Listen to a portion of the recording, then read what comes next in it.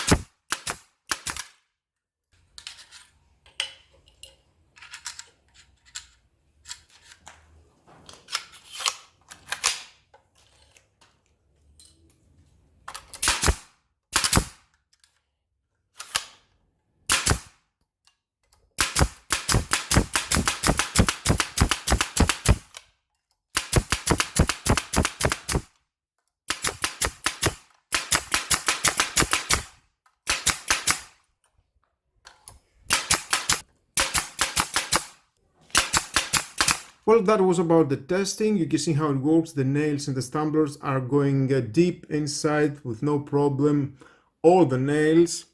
But one slight problem sometimes is pops out the refill unit and the nails are going out. I don't know why is happening that. I lock it very well and sometimes it's happened. Well, it cost about 25 euros, and if you're a fan of the air tools, well, just buy it. It is your choice, of course. You have seen the testing. Right in the corner you can see and the unboxing and the review of this tool. And with all that, guys, this is the end of the video. Thank you again for watching. Please subscribe, share this video. You never know who may need it. Hit notification bell because more videos in the future are coming and you don't want to miss it. Have a nice and lovely day. Bye bye.